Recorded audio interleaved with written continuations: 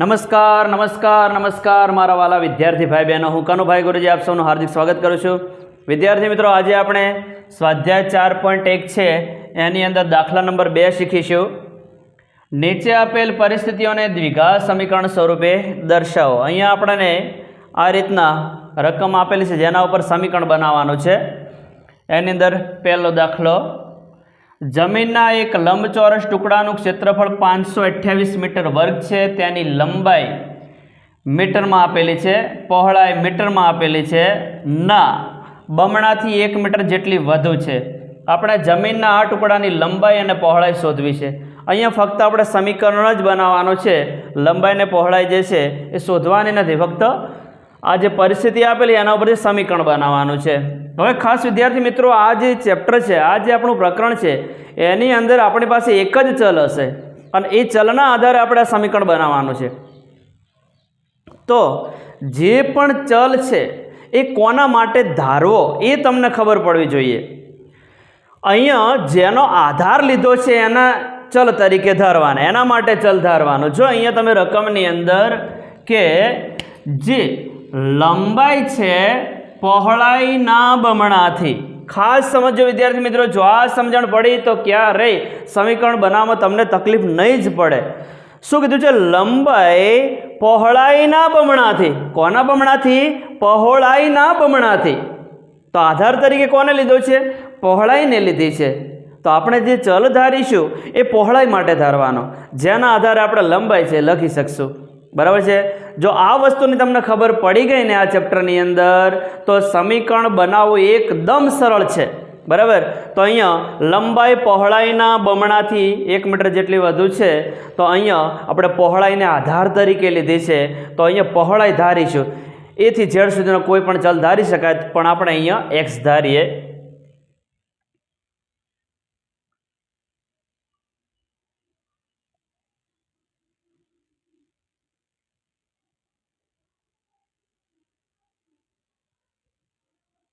ધારો કે પહોળાઈ બરાબર x મીટર. હવે જુઓ લંબાઈ કઈ રીતની લખવી.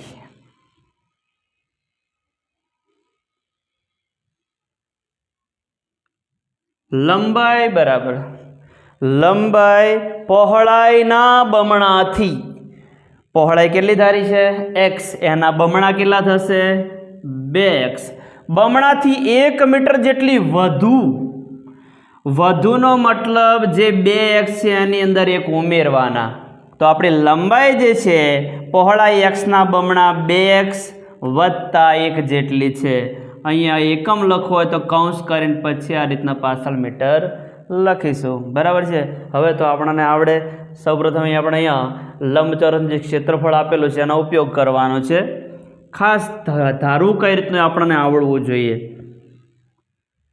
અહીંયા લંબચોરસ જમીનના ટુકડાનું ક્ષેત્રફળ કીધું. આપણે લંબચોરસ સીધું લખીએ. લંબચોરસનું ક્ષેત્રફળ બરાબર 528 મીટર વર્ગ આપેલું છે. હવે વિદ્યાર્થી મિત્રો, લંબચોરસના ક્ષેત્રફળનું સૂત્ર યાદ કરો. તો લંબચોરસના ક્ષેત્રફળનું સૂત્ર શું છે? લંબાઈ ગુણ્યા પહોળાઈ.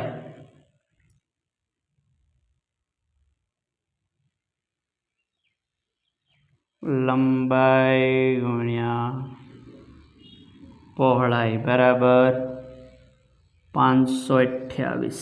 હવે મીટર ના લખો તો ચાલે. લંબાઈ આપણી પાસે 2x વત્તા 1 છે. જેમ છે એમ નામ લખી દઈએ કૌંસમાં. 2x વત્તા 1 ગુણ્યા પહોળાઈ આપણે x ધારી છે. હવે અહીંયા x જે છે અહીંયા ગુણાયેલો છે. x ને પહેલા પદ સાથે ગુણો. x ગુણ્યા 2x એટલે 2x વર્ગ વત્તા x ગુણ્યા 1 એટલે x. બરાબર? સાથે સાથે આ 528 જે પ્લસ છે અને બરાબરની ડાબી બાજુ પણ લઈ જઈએ તો અહીંયા થશે -528 બરાબર 0. અને આ આપણો જવાબ છે. ફક્ત સમીકરણ બનાવવાનું હતું. સમીકરણ બની ગયું છે. તો અહીં લખીશું જે માગેલ દ્વિઘાત સમીકરણ છે।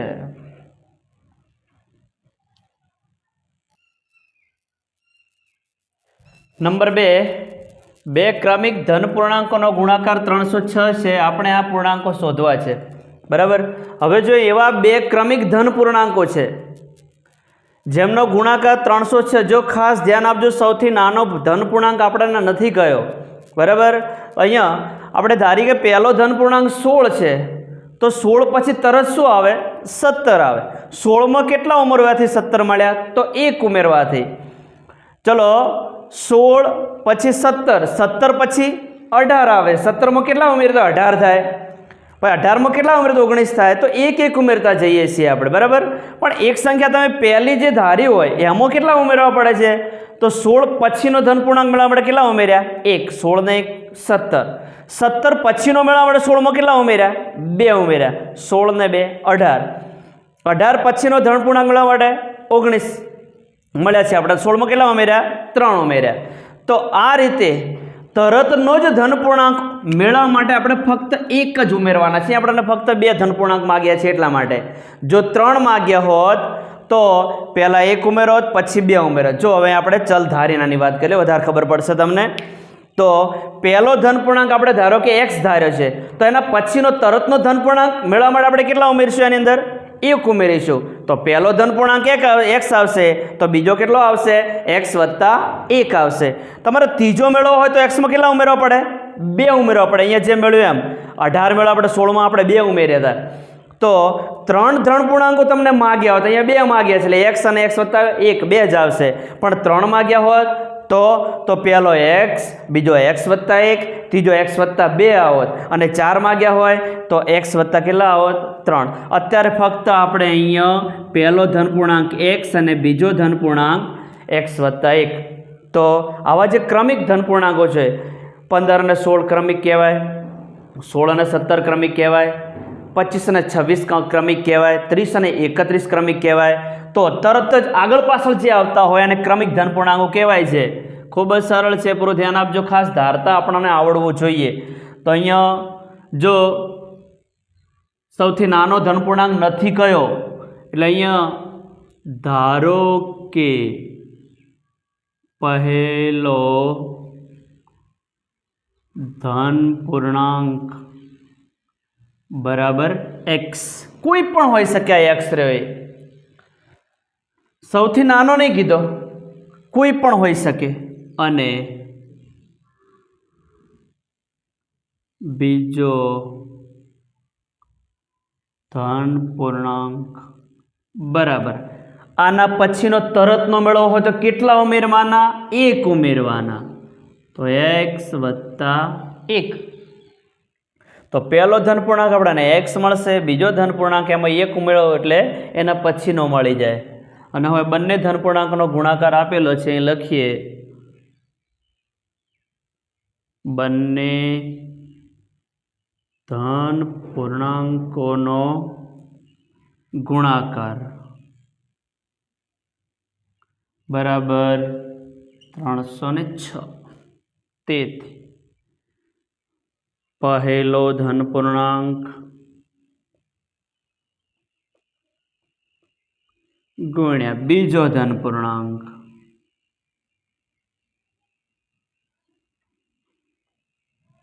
બરાબર 306। તેથી પહેલો ધન પૂર્ણાંક આપણે x ધાર્યો છે તો x લખી દઈએ, ગુણ્યા બીજો ધન પૂર્ણાંક આપણે x વત્તા 1 ધાર્યો છે અને આ રીતના કૌંસમાં લખીશું કારણ કે 2 પદ છે, બરાબર 306। તેથી x ને પહેલા પદ સાથે ગુણો એટલે x વર્ગ મળશે, x ને બીજા પદ એક સાથે ગુણો તો x મળશે, અને બીજું 306 છે એટલે બરાબરની ડાબી બાજુ લાવી દઈએ એટલે -306 મળી જશે। તો અહીંયા આ જે મળ્યું એટલે આપણું દ્વિઘાત સમીકરણ છે, જે માગેલ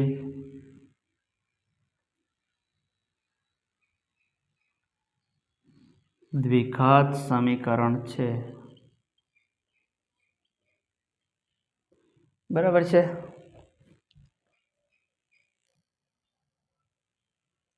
નંબર 3, રોહનની માતા તેના કરતાં 26 વર્ષ મોટા છે. આજથી 3 વર્ષ પછી તેમની ઉંમર દર્શાવતી સંખ્યાઓનો ગુણાકાર વર્ષમાં 360 હશે.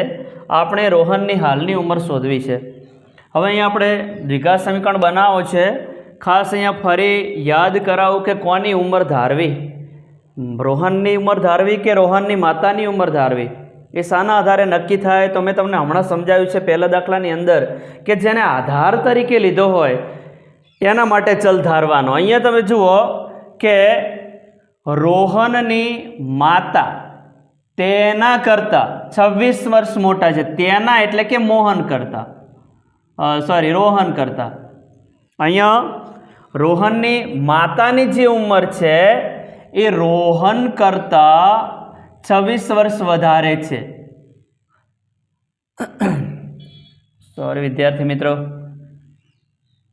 રોહન, જો અહીંયા રોહનની માતા જે છે એ રોહન કરતાં 26 વર્ષ મોટા છે. કોના કરતાં?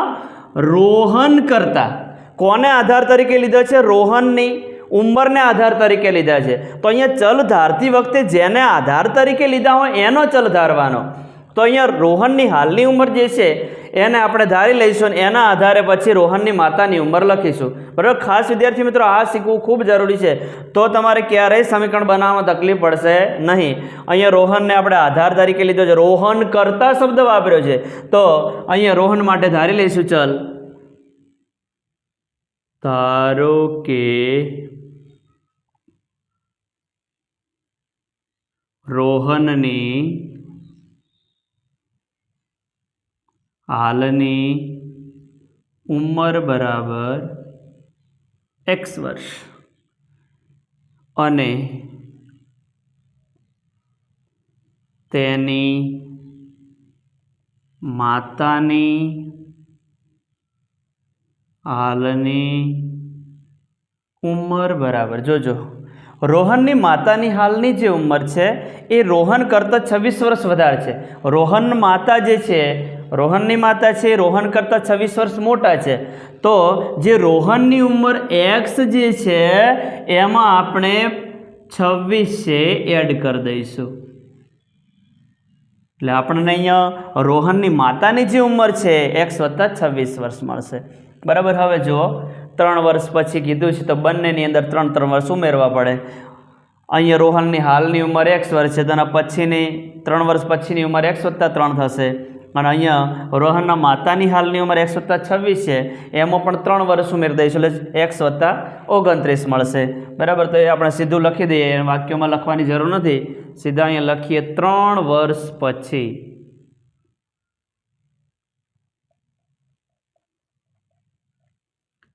3 વર્ષ પછી બંનેની ઉંમરનો ગુણાકાર બરાબર 306.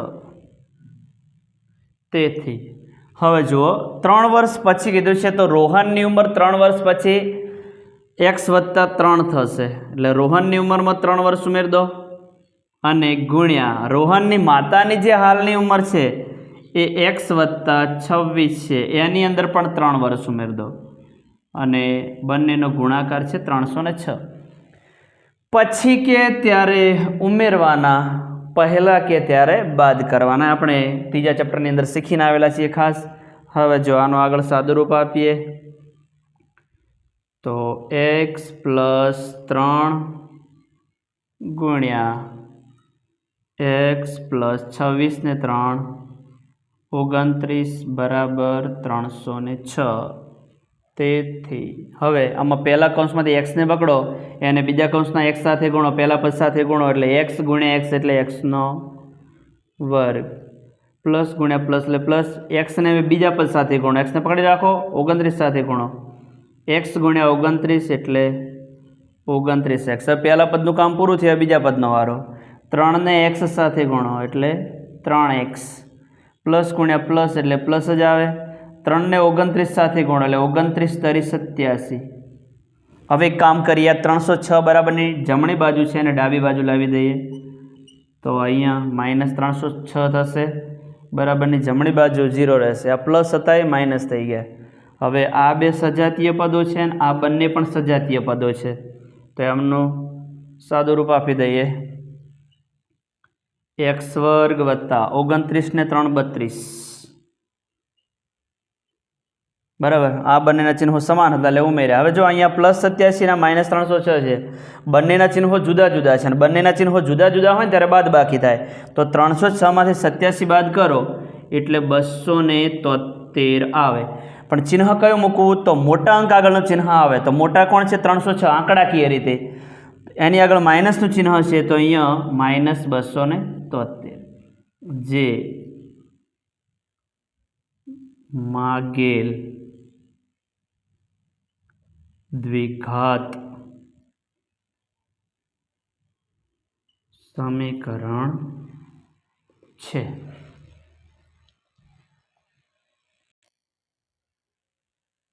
નંબર 4, એક ટ્રેન 480 કિમીનું અંતર અચળ ઝડપથી કાપે છે. જો ઝડપ 8 કિમી પ્રતિ કલાક ઓછી હોય તો આટલું જ અંતર કાપવા તે 3 કલાક વધુ લે છે, તો ટ્રેનની ઝડપ શોધો.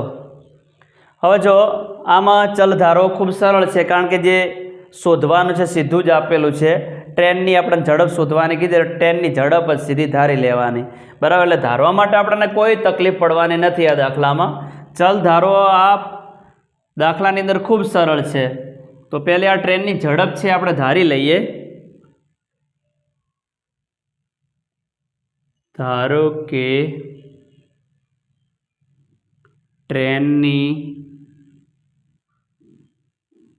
અચળ ઝડપ બરાબર x કિમી પ્રતિ કલાક. બરાબર, હવે ટોટલ 480 કિમી અંતર કાપે છે આ, તો આ ઝડપે 480 કિમી અંતર કાપતા લાગતો સમય પહેલા શોધીશું આપણે. આ ઝડપે 480 કિમી અંતર કાપતા લાગતો સમય બરાબર. હવે ધ્યાન આપજો વિદ્યાર્થી મિત્રો ખાસ, આ ઝડપે 480 કિમી અંતર કાપતા લાગતો સમય. હવે અહીંયા આપણે એક સૂત્ર જાણીએ છીએ, ઝડપનો આ સૂત્રનો ઉપયોગ કરવાનો છે. ઝડપ બરાબર અંતર છેદમાં સમય. હવે આપણે સમય શોધવો છે તો સમયને કરતા કરીશું. સમય અહીંયા ભાગાકારમાં છે એ અહીંયા ગુણાકારમાં જતો રહે, ઝડપ જે ગુણાકારમાં છે એ ભાગાકારમાં જતો રહે. તો સૂત્ર આપણું આવું બનશે, સમય બરાબર અંતર ભાગ્યા ઝડપ. તો ફરીવાર લખો તો લખી શકાય, ના લખો તો વાંધો નહીં, પણ ગણતરીમાં સરળતા રહે એટલા માટે ફરી આપણે અહીંયા લખીએ, અંશની અંદર અંતર આવશે, છેદની અંદર ઝડપ આવશે. ઝડપ બરાબર અંતર આપણી પાસે 480 છે, તો અંશમાં 480, છેદની અંદર ઝડપ આપણી પાસે x કિમી પ્રતિ કલાક છે. બરાબર, અહીંયા કિમી આવે ને એ કિમી પ્રતિ કલાક આવે એટલે કિમી કિમી ઉડી જાય એટલે સમય અહીંયા કલાક આવશે. અહીંયા ગણતરી ના બતાવો, સીધા સમય કલાક જ લખી દેવાનો. બરાબર છે. હવે ઝડપ ઘટાડી છે, 8 કિલોમીટર પ્રતિ કલાક જેટલી ઓછી કરી છે, તો નવી ઝડપ કેટલી આવશે? હવે નવી ઝડપ તો એનું એ જ ફરી પાછા અંતર છેદમાં ઝડપ. તો અંતર તો બદલાશે નહીં, 1 મિનિટ હો, આપણે નવી ઝડપ 8 ઓછી કરીને લખી દઈએ તો આપણી મૂળ ઝડપ કેટલી હતી? x હતી, એમાંથી 8 કિમી પ્રતિ કલાક ઓછી કરી તો નવી ઝડપ આપણી આવશે x ઓછા 8 કિમી પ્રતિ કલાક. તો નવી ઝડપે આ જે નવી ઝડપ છે અંતર એનું એ જ છે, નવી ઝડપે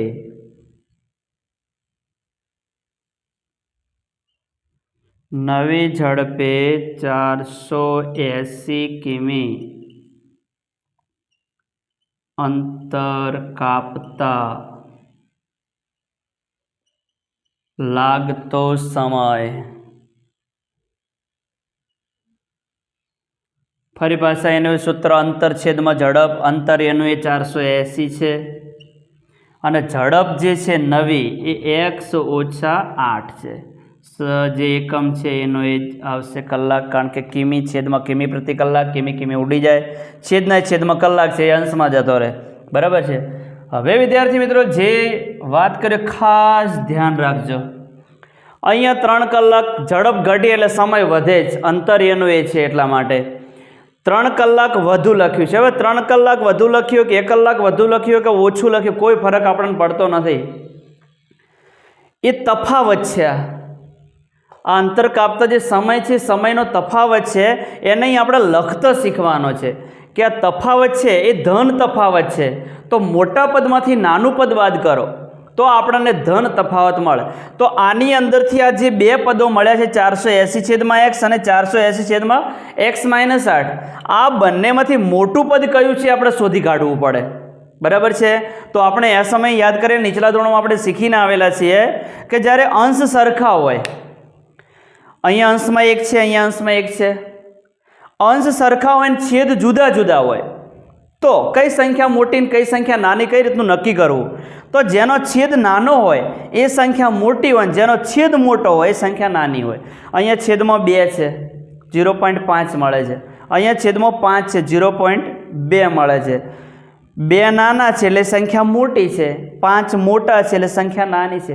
જેનો છેદ નાનો હોય એ સંખ્યા મોટી અને જેનો છેદ મોટો એ સંખ્યા નાની. તો અહીંયા ચલો, આ કેટલા છે?